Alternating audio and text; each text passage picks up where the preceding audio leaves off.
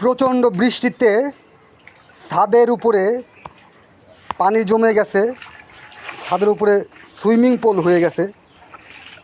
এটা পানি বের হওয়ার যে পাইপ রাস্তা, মানে ছাদ থেকে পানি বেরোনোর যে রাস্তা, সেটা আটকে গিয়েছে। ময়লা বোধহয় পাইপ দিয়ে পানি খুব অল্প পরিমাণে পড়তেছে নিচে।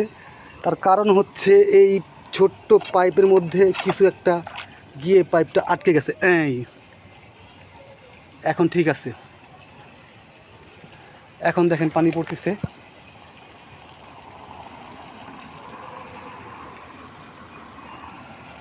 আমাদের ছাদে পানি আটকে গিয়ে একেবারে বিশাল একটা জলাভূমি হয়ে গেছে। দুইটা পাইপ পানি বের হওয়ার, এই দুইটা পাইপই ময়লা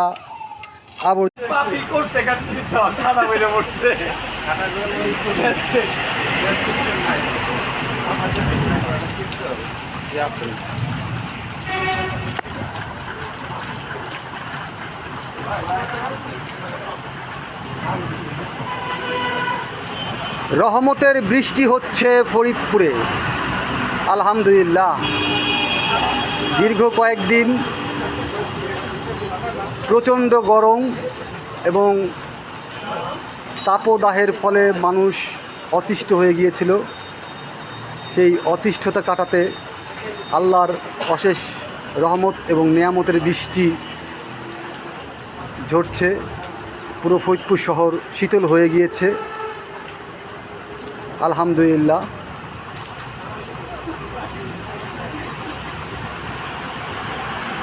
ফরিদপুরে আজ প্রচুর বৃষ্টি, ছাদের উপরে এক হাঁটু পানি হয়ে গেছে।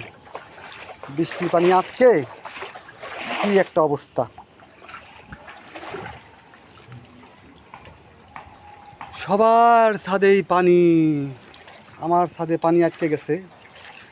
এইটা আমার একটা ঘর বসার, রেস্ট হাউস।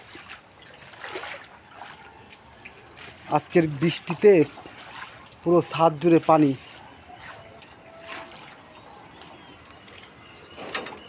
আমার একটা দোলনা, এখান দিয়েও পানি পড়ছে। আমার মনে হয় এই ছাদেও পানি আটকে গেছে।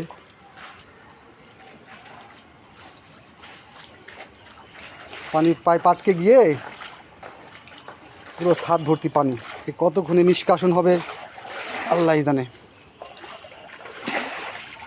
ছাদে না আসলে তো বিশাল অবস্থা হয়ে যেত।